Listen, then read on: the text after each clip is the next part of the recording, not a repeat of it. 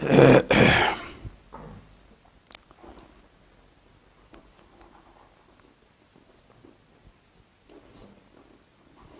نے کوئی گھڑی نہیں لگائی ہوئی یہاں؟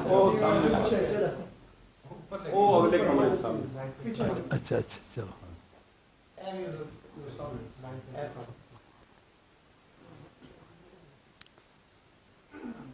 آپ ذرا میرے سامنے آ جائیں.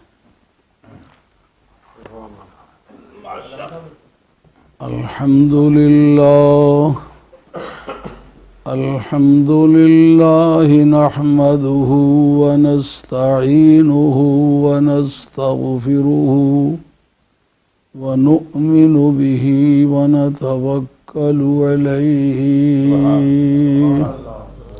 ونعوذ باللہ من شرور انفسنا ومن سیئات اعمالنا من يهده الله فلا مضل له ومن يضلله فلا هادي له ونشهد أن لا إله إلا الله وحده لا شريك له ولا مثل له ولا مثال له ولا مثيل له ولا مماثل له ونشهد أن سيدنا وسندنا وشفيعنا وشفاء صدورنا وملجأنا ومأوانا ومولانا محمدا عبده ورسوله أما بعد فقد قال الله تبارك وتعالى جل جلاله في القرآن المجيد والفرقان الحميد أعوذ بالله من الشيطان الرجيم بسم الله الرحمن الرحيم وأنزل الله عليك الكتاب والحكمة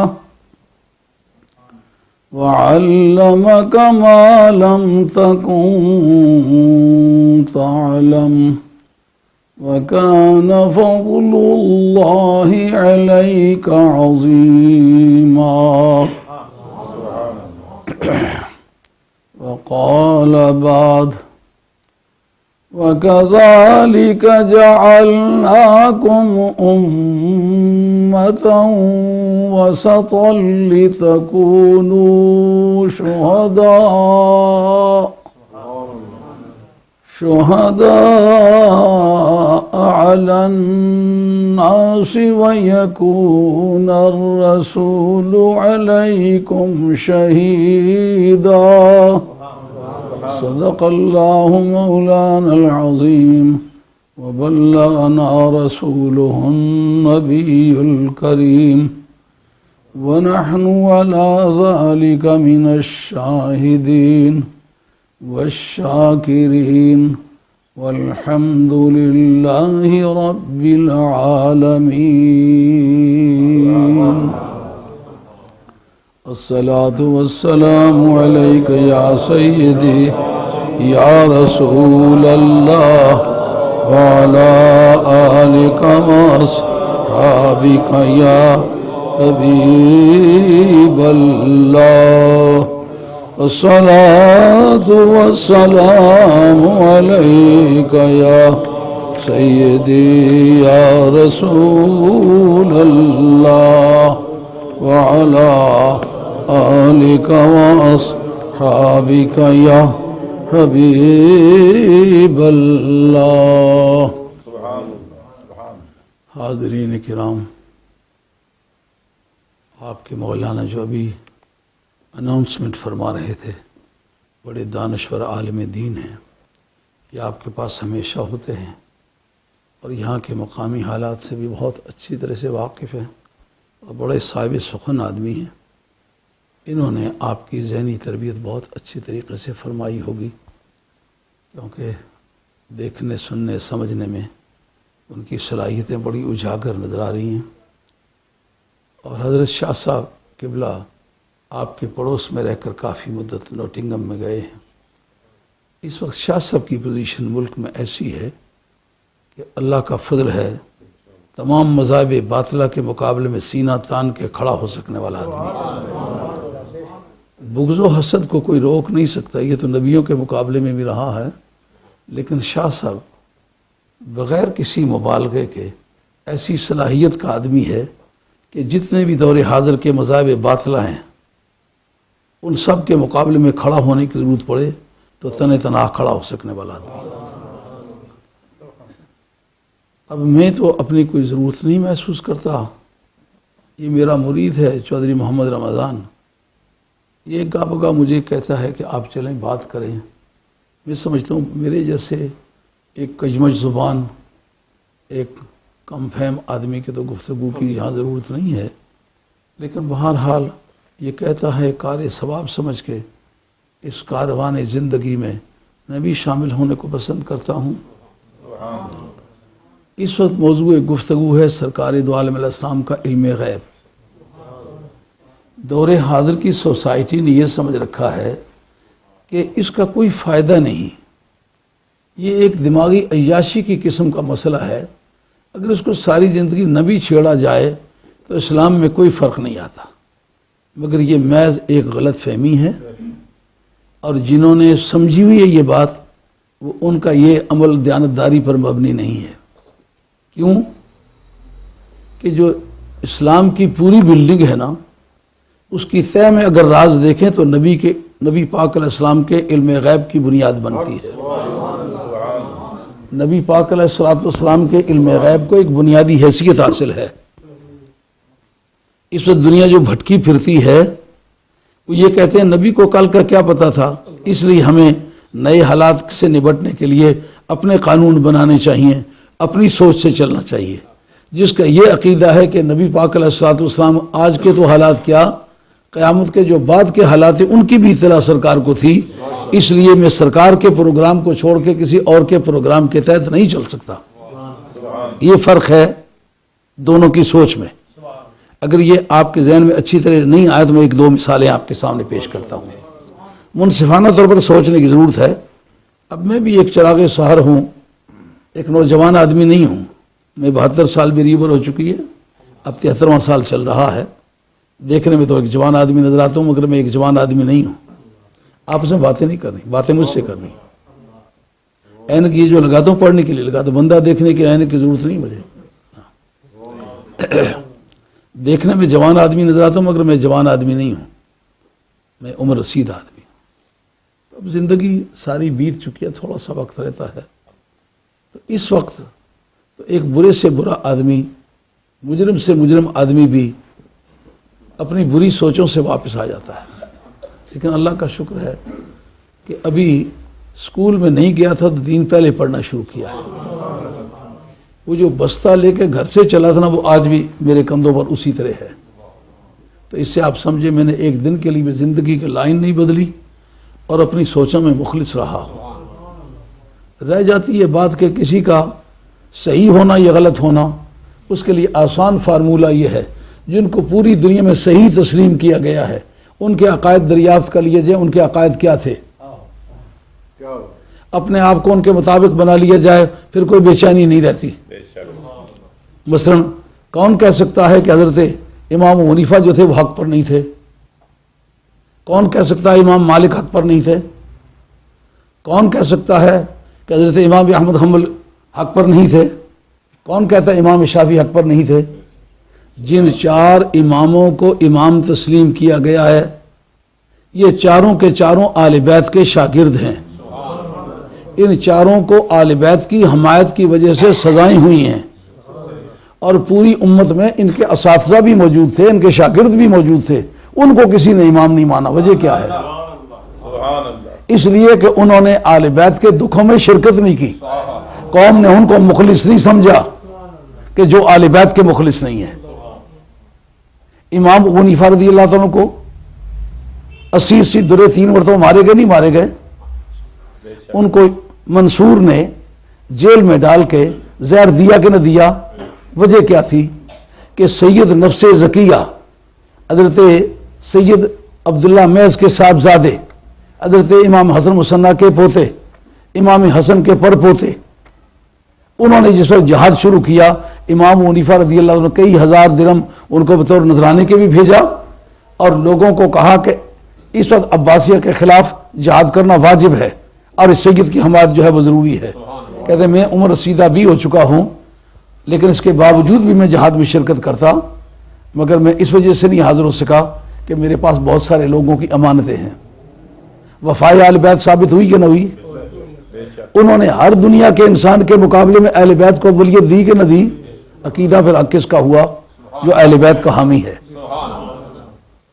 حضرت امام مالک رحمۃ اللہ علیہ کے کو جیل میں کس نے ڈالا؟ کیوں ڈالا؟ اس لیے کہ انہوں نے کہا میں سید نفس زکیہ کا مرید ہوں، ان کا ساتھی ہوں، ان کے ساتھ مل کے جہاد کرتا ہوں، مسلمانوں سارے مل کے جہاد کرو. انہوں نے وقت کی گورنمنٹ کے خلاف فتویٰ دیا، آپ کو جیل میں ڈالا گیا، باز نہ آئے، بازو کس کے باندھ دیے گئے، باز نہ آئے، بازو نکال دیے گئے، باز نہ آئے. آج دور حاضر میں کسی آل بیت کا نام لیا جائے تو فوراً ٹائٹل ہی بدل جاتا ہے. دیکھیں کہ جن کو لوگوں نے امام سمجھا ہے ان کا موقف کیا تھا. بازو نکال دیے گئے، کہا جس بات پر کل قائم تھا آج بھی قائم ہو. ان کا منہ کالا کیا گیا، اونٹی پہ بٹھا کر کے شہروں میں پھرایا گیا. لیکن ایک مرتبہ بھی بتاؤ انہوں نے کہا ہو میں پچھتاتا ہوں؟ ان کا جو بات کل کہی تھی منہ کالا ہونے سے پہلے، جو مجھے پہچانتا تھا پہچانتا ہے، جو نہیں پہچانتا میں خود بتاتا ہوں میں امام مالک ہوں. اور آل بیت کے مقابلے میں کسی کا حامی نہیں ہوں. جو میرا ماننے والا ہے آل بیت کی حمایت کرے. یہ جبرن بیعت لی گئی ہے مسلمانوں سے، یہ بیعت نہیں ہے. کیوں؟ ہم آل بیت کی حمایت میں لڑے ہیں. اس سے پتہ چلا سارے بنو ہاشم کو آل بیت سمجھنے والا یہ سمگلنگ ہے، یہ سمگلر ہے. یہ بات ہوتی کہ آل بیت کے حق میں ہم جنگ لڑتے رہے تو کہتے ہیں یہ بھی تو آل بیت ہیں. آج تو یزید کو آل بیت کہا جا رہا ہے. سادات بنو امیہ پر کتابیں چھپی ہیں، لوگ ان کو بھی سید کہتے ہیں. تو یہ سمگلنگ ہے. امام مالک کا کیا مذہب ہے؟ امام شافعی رحمۃ اللہ کو کیوں جلا وطن کیا گیا؟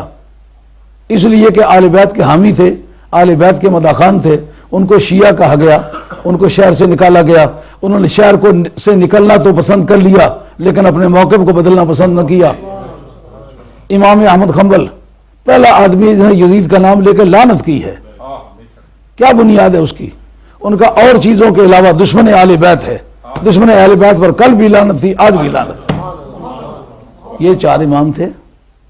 آدمی جس وقت عقیدے کے بارے میں سوچ کرے تو اس کا پہلا کام یہ ہے کہ دیکھے کہ جو سابقہ صحیح مانے گئے ہیں ان کا کیا عقیدہ تھا. کوئی کہہ سکتا غوث پاک غلطی پر تھے؟ کوئی کہہ سکتا ہے سید بہاؤالدین نقشبند شہنشاہ بخارا غلطی پر تھے؟ کوئی کہہ سکتا ہے خواجہ غریب نواز سلطان ہند سرکار غلطی پر تھے؟ کوئی کہہ سکتا ہے شہاب الدین سہروردی جو ہے وہ گمراہ تھے معاذ اللہ؟ بتاؤ ان سب کا موقف کیا ہے؟ سید بہاؤالدین نقشبند شہنشاہ بخارا سرکار بغداد رضی اللہ عنہ کا نام لے کے کہتے ہیں بادشاہ ہر دو عالم شاہ عبد القادر است، سید اولاد آدم شاہ عبد القادر است. ایک مرتبہ میں چوہے شریف تقریر کر رہا ہوں تو یہ شعر کہیں انہوں نے کسی پارچے پر لکھا ہوا تھا، لٹکایا ہوا تھا، بینر بنا ہوا تھا. میں نے یہ شعر تو نہ پڑھا لیکن مجھ سے کوئی پوچھتا ہے کہ یہ شعر جو ہے یہ تو حرام ہے اس لیے کہ اولاد آدم کے سید تو سرکار دو عالم علیہ السلام ہیں، اور دونوں جان کے بادشاہ بھی تو سرکار تو عالم علیہ السلام ہے. تو یہ غوث پاک کو یہ کہنا یہ کس طرح صحیح ہوا؟ جب میں نے اس کو دھیان سے دیکھا 1 منٹ میں بات سمجھ آ گئی. میں نے کہا مجھے یہ بتلاؤ ذرا سوچ کے کہ حضرت ابراہیم علیہ السلام کا ذکر کیا، وَاذْكُرْ فِي الْكِتَابِ ابراہیم اِنَّهُ كَانَ صِدِّيقًا نَبِيًّا. لفظ صدیق بولا ہے کہ نہیں؟ صدیق اکبر تو نہیں کہا. حضرت ابراہیم علیہ السلام صرف صدیق ہیں، تو حضرت صدیق رضی اللہ عنہ کو صدیق اکبر کہا گیا ہے جو حق ہے، اس میں کوئی شک نہیں. صدیق اکبر کہنے والے نبی پاک علیہ السلام کے صحابہ کرام تھے. صحابہ کرام بڑی اتھارٹی ہے اسلام میں، انہوں نے صدیق اکبر کہا ہے. اب اس کی تطبیق کر کے تم دکھاؤ، وہ جو شعر کر رہے ہو اس کی تطبیق میں متوقع. پھر ایک مرتبہ پھر سوچ کے بتلاؤ کہ نبی کریم علیہ السلام کے ساتھ حضرت محمد رسول اللہ، حضرت صدیق اکبر، حضرت فاروق اعظم، حضرت عثمان غنی، حضرت حیدر کرار، حضرت امام حنیفہ، حضرت غوث پاک، لیکن فاضل بریلوی رحمۃ اللہ کو کہتے اعلیٰ حضرت. یہ ذرا سوچ کے بتلاؤ تو پھر میں بتلاتا ہوں. قاعدہ کیا ہے اس میں؟ تفصیل میں کمپیریزن ہولڈ ہوتا ہے.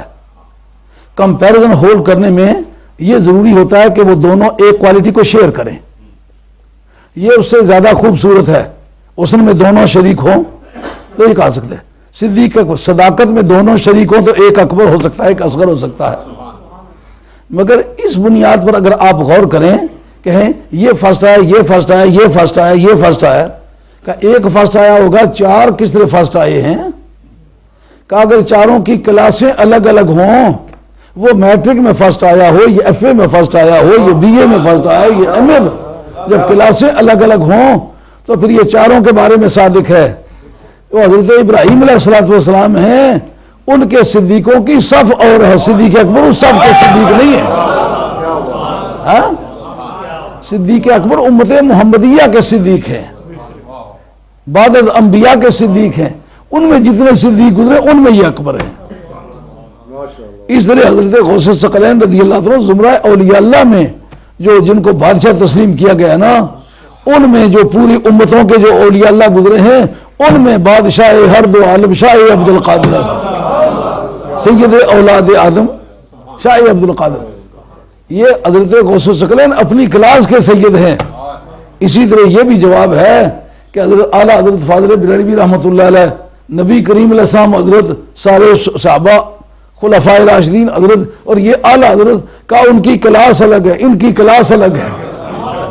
جس کلاس کے یہ اعلیٰ حضرت ہے اس میں یہ اعلیٰ ہیں. بھائی بات سمجھے؟ تو اس طرح آپ کو یہ بات سوچنی پڑے گی. یہ جو 4 سلسلے طریقت کے جن کو تمام عالم اسلام نے اپنا مذہبی پیشوا تسلیم کیا اور ان کی کارکردگی بمقابلہ باقی امت کے کہیں زیادہ ہے. مثلا جس آدمی نے سرزمین ہند میں تلوار اٹھائے بغیر اسلام کے جھنڈے کو بلند کیا وہ خواجہ غریب نواز سلطان ہند سرکار. 90 لاکھ کافروں کو کلمہ پڑھانے والا مولویوں میں کوئی ملا؟ آپ کو پیروں میں کوئی ملا ہے؟ صوفیوں کو کوئی ملا ہے؟ تو جس کی کارکردگی سب سے زیادہ ہے، لا یستوی منکم من انفق من قبل الفتح وقاتل، جنہوں نے مکہ فتح ہونے سے پہلے جانیں اور مالیں خرچ کیے، ان کا مقابلہ بعد میں آنے والے نہیں کر سکتے کیونکہ ان کی کارکردگی زیادہ ہے. تو کارکردگی بنیاد ہے مرتبے کی. اگر کارکردگی کی بنیاد پر کلاسیفیکیشن ہو تو خواجہ غریب نواز، پھر لاکھوں مولوی اور لاکھوں صوفی اور لاکھوں پیر ایک ترازو پر ہوں گے اور خواجہ غریب نواز ایک ترازو پر ہوں گے. خواجہ غریب نواز سے پوچھتے ہیں خواجہ غریب نواز یہ فیضان کہاں کا ہے؟ کہتے یا غوث ثقلین مہی کے فدائے نام تو شد دریوزہ گر ایک رام تو شد. مہی کے فدائے نام تو شد دریوزہ گر ایک رام تو شد. شد خواجہ ازاں کے غلام تو شد دارت تسب تسلیم و رضا. اے والی بغداد، اے شہنشاہ جیلان، مہی کے فدائے نام تو شد. یہ مہین جو تیرے نام پہ قربان ہو گیا ہے، دریوزہ گر اکرام تو شد. تیرے دروازے پر کھڑے ہو کے بھیک مانگی ہے، شد خواجہ ازاں کے غلام میں تو شد، میں خواجہ بنا ہی اس لیے ہوں کہ تیرا غلام بنا ہوں۔ حضرت غوث الثقلین کی برتری کو تسلیم کیا کہ نہیں؟ ابھی سید بہاؤالدین نقشبند شہنشاہ بخارا کی بات پہلے سنا چکا ہوں کہ نہیں سنا چکا ہوں؟ اور پوری دنیا کے جتنے بھی اولیاء اللہ ہیں، ایسی ہمہ گیر تصدیق کسی دوسرے کو حاصل نہیں ہوئی۔ مثلا اعلیٰ حضرت فاضل بریلوی رحمۃ اللہ علیہ میرے نزدیک مجدد ہیں، میں ان کو مجدد، آج کئی تقریریں اس عرصے میں غالباً درجن کے ہیر پھیر میں ان کے شان میں تقریریں کی بحیثیت مجدد کے، لیکن ان کو مجدد تسلیم کیا ہے زمرہ علماء نے، اور ان علماء نے جو ان کے شاگرد ہیں انہوں نے تسلیم کیا، جو ان کے مرید ہیں۔ نہ ان کے پیر بھائیوں نے ان کو مجدد تسلیم کیا ہے، نہ اس وقت کے کسی دوسرے بزرگ نے۔ مثلا خواجہ گولوی رحمۃ اللہ کبھی ان کا نام نہیں لیا۔ میری اطلاع کے مطابق میں سمجھتا ہوں کہ خواجہ گولوی کے لٹریچر میں حضرت اعلیٰ حضرت فاضل بریلوی کا نام نہیں ہے۔ اس کا مطلب انہوں کو صرف مجدد تسلیم کیا اسی طبقے نے جس کا نام لے چکا ہوں۔ حضرت امام ربانی مجدد افسانی شیخ احمد سرندی رحمۃ اللہ کو میں مجدد تسلیم کرتا ہوں، اور درجنوں تقریریں ان کی مجددیت پر کی ہیں، ان کو مجدد ثابت کرنے کے لیے، اور یہ احسان نہیں اپنے دینی ضرورت کے لیے کیا ہے، لیکن ان کو تسلیم کیا ہے تو صرف خاندان نقشبندیہ نے مجدد تسلیم کیا ہے۔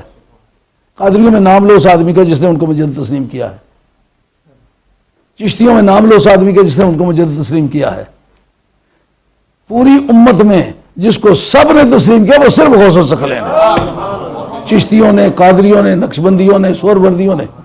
مثلا خواجہ بہاؤالدین کا کلام سن لیا، اب اس کے بعد جامی رحمت اللہ تعالی کہتے ہیں زنات تجھے گویم یا غوث ثقلینا، محبوب خدا ابن حسن آل حسینا، سر در قدمت جملہ نہادن دب گفتند، تاللہ لقد آثرک اللہ علینا۔ تلمیح انہوں نے استعمال کی ہے، کہا جس طرح برادران یوسف نے انکار کیا تھا، آخر قدموں پہ سر رگڑ کے نہ معافی مانگی تھی، اسی طرح تیرے ہم معاصرین نے بھی پہلے گردن کشی کی، لیکن تیری بارگاہ میں گردن خم کرنے سے چارہ نہ ہوا۔ آسان ہوگی نا بات کہ عقیدے کا فیصلہ کرنے کے لیے ان سے کمپیئر کرو کہ جن کے عقیدے کو پورے عالم اسلام نے تسلیم کیا ہے۔ خواجہ کریم اور حضرت بہاءالحق زکریا ملتانی سلسلہ سہروردیہ کا نامی آدمی ہے۔ حضرت غوث الثقلین کے بارے میں کہتے ہیں کہ یا غوث الثقلین بدل دارم ولائے تو، بجا دارم وفائے تو، فقیر تو، گدائے تو، گدائے بے نوائے تو، بہاؤالدین ملتانی کند حدم ثناقانی، کہ تو محبوب سبحانی مغی الدین جیلانی۔ اب جناب غوث الثقلین کا عقیدہ پرکھ لیا جائے تو پھر تسلی ہو جائے گی نا۔ چاروں سلسلوں نے جس کو پیر تسلیم کیا ہے، نظارت الہ بلاد اللہ جمال کا خردلۃ علی حکم اتصالی، خدا کے سارے اشاروں کی طرف دیکھتا ہوں تو اس طرح مجھے نظر آتے ہیں جیسا رائی کا دانہ ہتھیلی پر ہوتا ہے۔ اب غیب جاننے کا اس میں ثبوت ہے کہ نہیں؟ بیٹھا ہوا ہوں بغداد میں، رات ہے کہ دن ہے، پہاڑوں کے اوجل میں کوئی چیز ہے، اب یہ مسئلہ صاف نہیں ہو جاتا کہ مجھے دیوار کے پیچھے کا پتہ نہیں، نبی کہے مجھے دیوار کا پیچھے کا پتہ نہیں، نبی کا غلام جس کو نبی کے سمندر سے ایک قطرہ میسر آیا ہے وہ کہے خدا کے سارے اشاروں کی طرف دیکھتا ہوں، تو اس طرح نظر آتے جس طرح رائی کا دانہ ہتھیلی پر۔ پھر عقیدہ کیا نکلا؟ عام مسلمانوں کا جو عقیدہ ہے اللہ کے پیارے غیب جانتے ہیں، لیکن یہ کسی کا بھی عقیدہ نہیں کہ وہ خود جانتے ہیں، نہیں، خدا سے تعلق ہونے کی وجہ سے جانتے ہیں۔ چند نمونے اس بارے میں پیش کرنا چاہتا ہوں کہ یہ دماغی عیاشی کی قسم کا کام نہیں، یہ ضرورت کی قسم کا کام ہے۔ یہ پہلا فارمولہ سمجھ میں آ گیا کہ اگر آپ اپنے عقائد کی صحت اور خرابی کے بارے میں پرکھنا چاہیں تو جن کو تسلیم کر لیا گیا تھا، مثلا 4 اماموں کے نام لیے، اہل بیت کے لیے جان انہوں نے دی کہ نہیں دی؟ جو اندرا گاندھی کا ذکر تو پیار سے کر سکے لیکن اہل بیت کا ذکر کرنے کو مناسب ہی نہ سمجھے، اس کا مطلب پھر وہ ہوگا جو امام حنیفہ کا تھا، جو امام مالک کا تھا، امام احمد حنبل کا تھا، امام شافعی کا تھا، وہ تو عقیدہ نہیں ہوا. پتہ چلا ہم کمپیئر کرنا چاہتے ہیں مزاجن، تو آل بیت کا ذکر پیار سے کرنا یہ ہمارے مذہب کی بنیاد ہے. حضرت غوث الثقلین رضی اللہ عنہ کو ساری دنیا کے اولیاء اللہ نے ولی مانا ہے. انہوں نے عقیدہ دیا ہے کہ میں خدا کی دین سے، رسول کریم علیہ السلام کی بارگاہ کی بھیک مانگنے کی وجہ سے میں غیب جانتا ہوں. یہ کوئی چھپے ڈھکے انداز میں انہوں نے نہیں کہی، یہ کہی اور زندگی بھر یہ گونجتی رہی ہے. اور تمام وقت کے درویشوں نے، صوفیاء نے، علماء نے، آپ کے نماز جنازہ میں 1,25,000 علماء نے شرکت کی جو اول سے آخر تک حضرت غوث الثقلین کے شاگرد تھے. 1.25 اولیاء اللہ نے شرکت کی جو اول سے آخر تک سلوک سارا حضور غوث پاک سے طے کیا تھا. وہ میرے اور آپ کی طرح کے آدمی نہیں تھے. جس آدمی کی تاریخی یادگار اس وقت کئی مدرسوں پر 100 برس بیت چکا ہے، ابھی تک 1.25 علماء وہ نہیں پیدا کر سکے. مگر قربان جائیں غوث الثقلین کے، ہاں، جنہوں نے غوث الثقلین کو تسلیم کیا، اپنے وقت کے عظیم انسان گزرے ہیں. اب چند نمونے اس پر پیش کرتا ہوں کہ یہ ضرورت کی چیز ہے. مثال کے طور پر سراقہ بن مالک، یہ امام قسطلانی نے باب الاخبار عن الغیوب کے اندر اور تمام یہ کتب حدیث کے اندر حدیث موجود ہے کہ سرکار کے قتل کے لیے سراقہ بن مالک گئے جس تاریخ کے سرکار دو علیہ وسلم نے ہجرت فرمائی، اور راستے میں سرکار دو علیہ وسلم کو یہ پہنچ گئے. حضرت صدیق اکبر متفکر ہوئے، یہ کوئی سامنے گرد اٹھتی ہوئی نظر آتی ہے، معلوم ہوتا ہے کوئی دشمن ہمارے پیچھے آ رہا ہے. آپ وہاں گھبرا نہیں، جس نے غار میں ہمیں محفوظ رکھا ہے نا اب بھی محفوظ رکھے، گھبراؤ. جب وہ قریب آئے سرکار نے اشارہ فرمایا، زمین نے پکڑ لیا، گھوڑے سمیت زمین میں دھنس گئے. کہا ایک مرتبہ مجھے چھوڑا پھر میں حملہ نہیں کروں گا. فرمایا تیری نیت میں خرابی اب بھی ہے پر چھڑاتا ہوں. کیوں؟ پکڑا دینے سے مجھے دقت نہیں ہے، پھر حملہ کرے گا پھر پکڑا دوں گا. دوبارہ حملہ کیا، دوبارہ زمین کو حکم دیا، پھر پکڑ لیے. 3 مرتبہ حملہ کیا. جب تیسری مرتبہ گڑ گئے زمین میں گھوڑے سمیت، اس وقت کہتے ہیں کہ میں سچی نیت سے کہتا ہوں اب میں حملہ نہیں کروں گا. فرمایا نیت تمہاری اب بھی ٹھیک نہیں، مگر میں تمہیں بتاؤں تم غلط فہمی میں ہو. میں دیکھتا ہوں کہ تم نے اسلام قبول کرنا ہے، ایران نے فتح ہونا ہے، شہنشاہ ایران کے بازوؤں کے کنگن وہ تیرے بازوؤں میں پہنائے جائیں گے. تو مجھے قتل کرنے کے درپے ہے اور میں تیرے گلے میں اسلام کا توق پہنا ہوا دیکھتا ہوں اور تیرے بازو میں شہنشاہ ایران کے کنگر پہنے ہوئے دیکھتا ہوں. کہتے اس اور میرا کفر ٹوٹ گیا. بعد میں سچ مچ مسلمان ہو گئے. اب وہ جو حضور کا علم غیب کا عقیدہ اس کا اثر دیکھنا آپ نے، تاکہ آپ کو پتہ چلے دور حاضر کی انتہائی ضروری چیز ہے سرکار کے غیب کے بارے میں مسلمان کا یقین زندہ ہونا. اب جناب زندگی کی جتنی لڑائیاں لڑے ہیں اتنی دلیری سے لڑے کہ کبھی پرواہ نہیں کہ کیا ہونے والا ہے.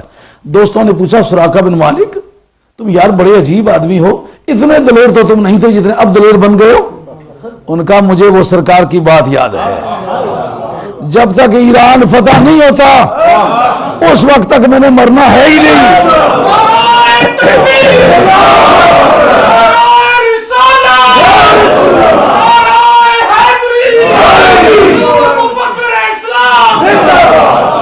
اب مہربانی کر کے میزان فکر پر رکھ کے اس عقیدے کو تولے.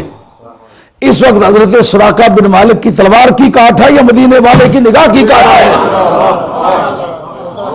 اب سراقہ کے بازو لڑ رہے ہیں یا مدینے والے کا علم لڑ رہا ہے؟ اب اس کو حالات سے بے پرواہ کر دیا. کس نے؟ اس یقین نے کہ جو بات منہ سے تمہارے نکلی وہ بات ہو کے رہی، جو دن کو کہہ دیا شب تو رات ہو کے رہی. پہلا نمونہ آپ کے ذہن میں آ گیا. یعنی آدمی کو اپنی جگہ سے اٹھانے کے لیے سرکار کے علم نے لفٹ کا کام دیا کہ نہ دیا؟ جس جگہ وہ بہادری کے منصب پر کسی طرح بھی پہنچنے کی حیثیت میں نہیں تھے وہاں وہ پہنچ گئے. کس وجہ سے؟ اس یقین سے کہ سرکار نے کہا ہے کہ جب تک ایران فتح نہیں ہوتا تو مرو گے نہیں. یہ لفظ نہیں بولا مگر مطلب اس کا یہی نکلتا تھا، میں تیرے بازو میں شہنشاہ ایران کے کنگر پہنے ہوئے دیکھتا ہوں. اب رہ جاتی ہے بات کے حدیث کے کمزور یا بدبار ہونے کی. البدایہ والنہایہ عماد الدین ابن کثیر ابن تیمیہ کا داماد بھی اور شاگرد بھی جس نے ابن تیمیہ کے عقائد کی صحیح نشر و اشاعت کی ہے وہ یا ابن قیم ہے اور یا اماد الدین ابن کثیر ہے، اور اس کو شاگرد ہونے کے علاوہ داماد ہونے کی زیادہ تکلیف ہے، اور وہ عقیدے کے اعتبار سے ہرگز ہمارے عقیدے کا آدمی نہیں۔ مولانا کے پاس تفسیر ہے، کہتے اسی اماد الدین ابن کثیر کی، میرے پاس تفسیر ابن کثیر ہے، یہ نہیں پتا اس کا مذہب کیا ہے، اس کا عقیدہ کیا ہے۔ جناب البدایہ والنہایہ 14 جلدوں کی کتاب ہے، اس کے اندر اس نے لکھا ہے کہ جس وقت ایران فتح ہوا، شہنشاہ ایران کے کنگن اترے، اب یہ مسئلہ زیر بحث آئے گا کہ بتاؤ فاروق اعظم کا کیا عقیدہ تھا۔ ہاں؟ اب جناب حضرت فاروق اعظم رضی اللہ عنہ نے کہا سراقہ کہاں ہے؟ باقی مال غنیمت اس ضابطے کے مطابق تقسیمہ کے فاتحین میں مال غنیمت تقسیم کیا جائے، مگر یہ کنگن جو ہیں ان کے تقسیم کا وقت آیا، فرمایا یہ باقی مجاہدین کو نہیں ملیں گے، سرکار دو عالم اسلام کا ارشاد ہے یہ سراقہ کے بازو میں پہنائے جائیں گے۔ اچھا، سونے کی حرمت تو سرکار کے زمانے میں ہو چکی ہے، فاروق اعظم نے سوچ کے بتلاؤ، سونا تو پہننا مرد کے لیے بطور زیور کے حرام ہے، اب تم یہ زیور ان کو کیوں پہنانے لگے؟ یہ سونا ہے، اور بادشاہ کے کنگن ہیں، شیروں کے حساب سے ہیں، تولوں کے حساب سے نہیں ہیں، کیلو کے حساب سے ہیں۔ اب جب وہ پہنائے جانے لگے ہیں، سوال اٹھتا ہے کہ یہ تو حرام ہے، کہا جس کا میں کلمہ پڑھتا وہ مختار کل ہے، اس کو اس بات کا اختیار ہے کہ کسی کے لیے کوئی چیز حلال کر دے یا حرام کر دے۔ اور یہ بات تو ذاتی رائے ہو سکتی ہے حضرت فاروق اعظم کی، واہ، نبی پاک علیہ السلام کے جتنے بھی صحابہ اس وقت تھے کسی ایک نے بھی اختلاف کیا؟ اس کا مطلب یہ ہے کہ اس کو اجماع نسی کہیں یا اجماع سکوتی کہیں، دونوں صورتوں میں یہ اجماع ہے، اور اجماع کس کا ہے؟ صحابہ کا ہے۔ صحابہ کا اجماع کیا ہے کہ جو سرکار نے بات کہی ہے اس میں ہمیں دخل دینے کا کوئی حق نہیں ہے۔ اب اس ساری سٹوری کو ایک جگہ آپ اپنی الماری میں بند کر لیں، دیکھیں کہ اس فائل کو کبھی بھی کھولیں گے، اس کی تہ میں موٹیویٹ کرنے والا موٹیو کون سا ہے؟ اس کا موٹیو ہے سرکار کا علم، اٹھا سا کیا پردہ اس راز سے، لڑا دے ممولے کو شہباز سے۔ ازاں بات نبی پاک علیہ السلام کے علم کی ایک اور رودات، سب سے پہلی جو تابڑ توڑ جنگ لڑی گئی ہے کفر اسلام کے دوراہے پر، وہ بدر کی جنگ تھی۔ تو بدر کی جنگ کے زمانے میں سوال اٹھتا تھا کہ یہ تو لوگ گئے تھے قافلے کا مقابلہ کرنے کے لیے، ایک تجارتی کارواں تھا، اس کے ساتھ لڑائی کے لیے گئے تھے۔ جب ان کو پتا چلا کہ مکے سے مسلح آرمی آ گئی ہے اور پورا عرب ٹوٹ کے آ گیا ہے، اس وقت ریفرنڈم کی ضرورت پیش آئی۔ سرکار نے چاہا کہ اب میں ان سے بات کروں، سرکار نے بات کی، دو طبقے بولے، انہوں نے کہا یا رسول اللہ ہم قوم موسیٰ نہیں ہیں کہ کہیں جاؤ تم جاؤ تمہارا خدا جائے جا کے لڑو، ہم تمہارا تماشا دیکھیں گے، نہیں یا رسول اللہ آپ بھی تماشا دیکھیں، آپ کا رب بھی تماشا دیکھے، لڑنے کا کام ہم کر کے دکھائیں گے، دنیا دیکھے گی۔ ایک طبقے نے کہا یا رسول اللہ صلی اللہ علیہ وسلم لڑنا ایک بامراد بات ہے، لڑ کے جیت بھی سکتا ہے ہار بھی سکتا ہے، یہ سمندر کی موجیں سامنے آسمانوں سے باتیں کر رہی ہیں، اگر آپ حکم دیں پہلی آواز پر سمندر کی موجوں سے نہ الجھ جائیں تو تحفہ ہماری زندگی کو، یہ انہوں نے جواب دیے۔ لیکن دیکھیں کہ عین اس لڑائی کے لیے جو سرکار کی تیاری تھی وہ کتنی شاندار تھی۔ مسلم شریف حضرت انس رضی اللہ تعالیٰ عنہ، حضرت انس اس کو روایت کرتے ہیں، کہتے ہیں کہ اگلے دن لڑائی ہونے والی ہے اور اس سے پہلے دن سرکار ہمیں ساتھ لے کے گئے، مسلم شریف کا متن ہے، حضرت انس راوی ہے، کسی محدث نے اس پر جرح نہیں کی، ذمہ داری سے کہتا ہوں۔ جو یہ کہتے کل کا نبی کو پتہ نہیں، اور کل کا نبی کو پتہ نہیں، تو پھر اس دور کے لیے تو پھر مرزا قادیانی کو فٹ کرنا چاہیے تھا، اس کو آج تک تمام عالم اسلام نے کافر کہا ہے اور متفقہ طور پر کافر ہے، اور ہم ہر سال کانفرنس میں اس کے کفر پر گفتگو کرتے ہیں، جو اس کو کافر نہ کہے اس کو بھی کافر کہتے ہیں۔ جو کہتے ہیں ہم لوگ شریف آدمی ویسے جھگڑوں میں نہیں پڑتے، لعنت ہے تیری شرافت کو جس کو یہ پتہ نہیں کہ یہ میرے نبی کی عزت کا معاملہ ہے۔ ایک آدمی تمہاری ماں کی عزت پہ حملہ کرے، اسے تمہاری شرافت قائم نہ رہ سکے، تمہارے نبی کی عزت پر حملہ کرے تیری شرافت سلامت رہے، کیسے شرمناک قسم کی شرافت ہے یہ۔ تو قیامت میں جب شرافت کھلے گی تو یہ تو ننگا ہونے سے بھی زیادہ گھٹیا قسم کی شرافت ہوگی۔ اب جناب کل کا پتہ نہیں، یہ کل ہی تو ہے، لڑائی کل ہونے والی ہے۔ آج سرکار کہتے ہیں اس جگہ ابو جہل گرے گا اور مرے گا، اور کچھ نہیں تو 313 تو اس کو گواہ ہے نا۔ صحابہ میں سے کسی ایک کا بھی یہ سوال نہ کرنا، یہ اجماعی عقیدہ ہے صحابہ کا کہ سرکار کو کل کا اللہ کی عطا سے پتہ ہے۔ وہ جو قرآن مجید میں آتا کل کا پتہ نہیں، وہ اس کا جو رملیوں اور نجومیوں کی سوچ تھی کہ ہم تک تخمینے سے پتہ کر لیتے ہیں، کا پتہ اسے ہو سکتا ہے جس کا رب سے تعلق ہو۔ اب اس جگہ ابو جہل گرے گا اور مرے گا، اس جگہ ولید گرے گا اور مرے گا، اس جگہ عتبہ گرے گا اور مرے گا، اس جگہ شیبہ گرے گا اور مرے گا، اس جگہ امیہ بن خلف گرے گا اور مرے گا۔ صحابہ ساتھ ساتھ ہیں اور خوشی منا رہے ہیں۔ جو ابو جہل کے بارے میں سب سے پہلی اطلاع ہے کہ اس جگہ گرے گا اور مرے گا، اور معاذ اور معوذ جو دو بچے جنہوں نے یہ طے کر لیا ہم ماریں گے۔ اب بتاؤ کہ ابو جہل جیسے استاد چقیدہ کار پرانے ماہر جنگ، اس کے ساتھ لڑنے کے لیے دو معصوم بچے کیوں تیار ہو گئے؟ ان کو پتا ہے کہ نبی کی زبان سے یہ بات نکلی ہے۔ نعرہ تکبیر، نعرہ رسالت، اہل سنت، مفکر اسلام۔ اب بتاؤ کہ بدر شریف کی کارکردگی میں جس کی بھی بہادری ہے وہ بہادر ہے، مگر اصل بہادری مدینے والی سرکار کی ہے، جنہوں نے کہا اس جگہ فلاں فلاں گرے گا اور مرے گا۔ دو نابالغ بچوں نے طے کر لی ہم ماریں گے۔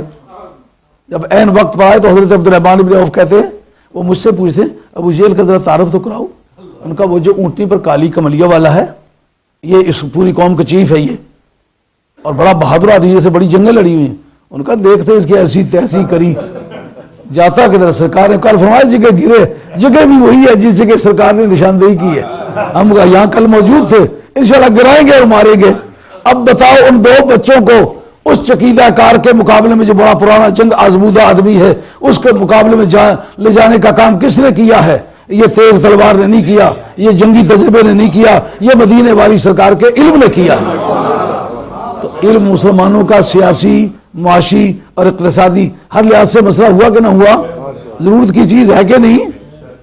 آئیے مسلم شریف کا حدیث ہے، حضرت نبی کریم علیہ الصلوۃ والسلام بیٹھے ہوئے ہیں مدینہ طیبہ میں کھجوروں کے نیچے، اور کہتے ہیں کہ ایک وقت آنے والا ہے، جمعے کا دن ہوگا، چھوٹی سی جماعت ہوگی اور حضرت سلمان فارسی اس کے انچارج ہوں گے، قصر ابیض جو ایرانیوں کا دارالخلافہ ہے وہ فتح ہوگا، اور اس کا فاتح جو ہے وہ حضرت سلمان فارسی ہوگا۔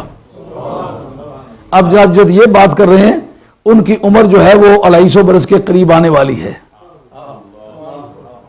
اندازہ کر لیں جب آدمی کی عمر 250 برس سے تجاوز کر چکی ہوئی ہے، 250 برس کے بالکل قریب ہے، اس وقت اس کو یہ بتایا جائے وہ کہے میں بیٹھا ہوا اٹھ نہیں سکتا، اٹھا ہوا بیٹھ نہیں سکتا،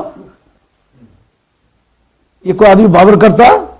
حضرت سلمان فارسی کہتے ہیں میری کمر میں تازہ جان آ گئی، میں نے یقین کر لیا کہ اس سے پیشتر ملک الموت میری چارپائی کے پاس بھی پھٹک نہیں سکتا، کوئی طاقت ایسی ہے نہیں جو مجھے مار سکے۔ اب بتاؤ صحابہ کا یہ اگر عقیدہ ہوتا کہ کل کا پتہ نہیں تو اس وقت صحابہ ان کے مقابلے میں پوچھتے یا رسول اللہ کل کا تو آپ کو پتہ نہیں، تو آپ یہ باتیں کس طرح کر رہے ہیں؟ ایک نے کا بھی سوال نہ کرنا معلوم ہے صحابہ کا اجماعی عقیدہ ہے۔ اب جناب وقت آیا، قلعہ جلولہ فتح ہوا، راستے میں دریا دجلہ ہے، سامنے جو ہے وہ قصر ابیض ہے، جمعے کا دن ہے، اور دشمن کی آرمی بھاگتے وقت لکڑی کا پل تھا، آگ دے دی اس کو، آگ وہ جل کے تو دریا میں گر گیا۔ اب وہ دریا دجلہ کا پانی ہے جناب آسمانوں سے باتیں کرتا ہے، یہ پوچھتے ہیں اے سعد بن ابی وقاص اب کیا خیال ہے؟ ان کا اب کیا خیال ہے؟ کمیونیکیشن ٹوٹ گئی ہے، پل ٹوٹ گیا ہوا ہے، کوئی بندوبست کرتے ہیں تو کل کوئی بندوبست کریں گے۔ ان کا دن کون سا ہے؟ ان کا جمعہ۔ ان کا جماعت کتنی ہے؟ ان کا جماعت تھوڑی کوئی 60 آدمی بنتے ہوں گے۔ ان کا یاد ہے ایک دن سرکار دو عالم فرمایا جماعت چھوٹی سی ہوگی، دن جمعے کا ہوگا، ان کا انچارج سلمان فارسی ہوگا، قصر ابیض فتح ہوگا، اور جمعے کی پہلی اذان سلمان دے گا اور قصر ابیض پہ چڑھ کے دے گا۔ یہی وجہ کہ مالکیہ کہ ہاں جمعے کا قائم کرنا شرط نہیں ہے، وہ کہتے ہیں جس طرح زور کی اذان کسی وقت بھی دی، کسی جگہ بھی دی جا سکتی ہے، اسی طرح بغیر جمعہ قائم کرنے کے کسی جگہ بھی جمعے کا وقت آئے تو اذان دے کے جمعہ پڑھ سکتے ہو. اس کی دلیل وہ یہ پیش کرتے ہیں.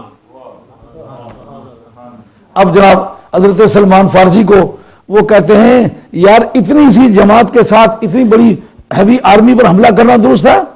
ان کا یاد نہیں ہے. سرکار نے کہا اصابۃ من امتی، میری امت کی چھوٹی سی جماعت.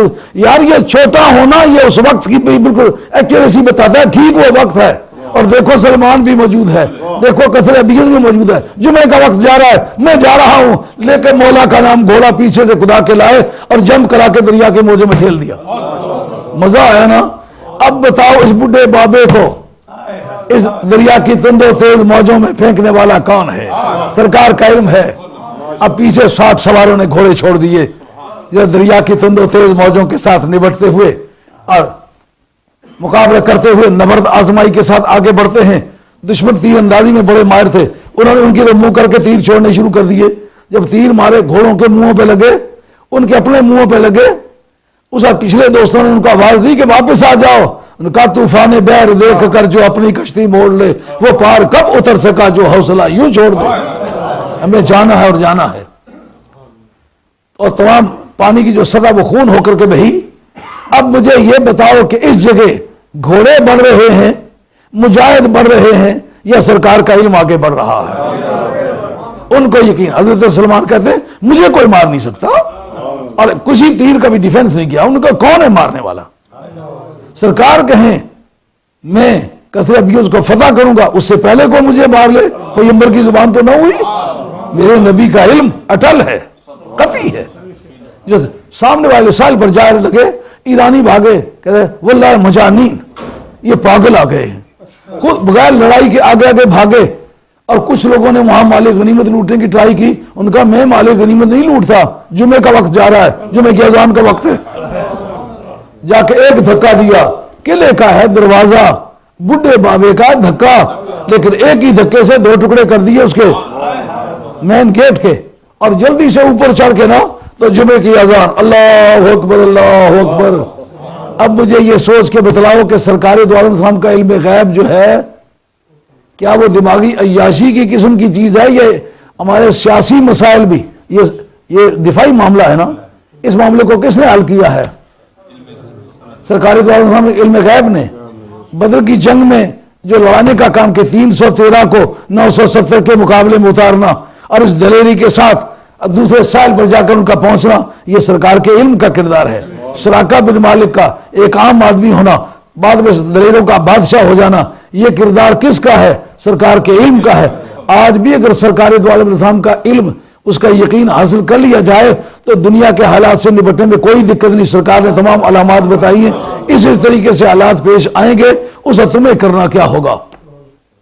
مثلا ہم حدیثوں میں جب علم حدیث پڑھ رہے تھے تو دورہ حدیث میں لابسات عاریات، ایک وقت آئے گا کہ قیامت قائم ہوگی، لیکن قیامت اچھے لوگوں پر قائم نہیں ہوگی، بدترین لوگوں پر قائم ہوگی. کہا ان میں بدترین علامات میں سے کیا؟ کہا عورتیں لابسات عاریات، کپڑے پہنے ہوئے ہوں گے تو ننگی ہوں گی. ہم حیران ہوتے تھے جب کپڑے بھی پہنے ہوں گے تو ننگی کس سے ہوں گی؟ آج وہ بات سامنے نظر آ رہی ہے. سرکار نے حل اس کا کیا بتایا تھا؟ کہا ان برائیوں سے باز آنا ہے، جو برائیاں بتائی ہیں ان سے باز آنا ہے، تمہیں ترقی ہوگی. اب دن بدن ننگے ہی ہوتے چلے جانا. یہ اگر کسی کو یہ یقین ہوتا کہ سرکار کا فرمان یقینی طور پر ہے تو پھر کبھی وہ اس برائی میں شریک نہ ہوتا. اس سلسلے میں نے یہ قرآن مجید کی آیات پڑھی ہیں جس پر گفتگو کرتا ہوں. ٹائم کافی نکل گیا، میرا خیال ہے آپ لوگ تھک گئے ہوں گے. قرآن مجید میں نے کہا تھک گئے ہوں گے تو آپ کو اس قدر یہ جملہ اپیل کر گیا ہے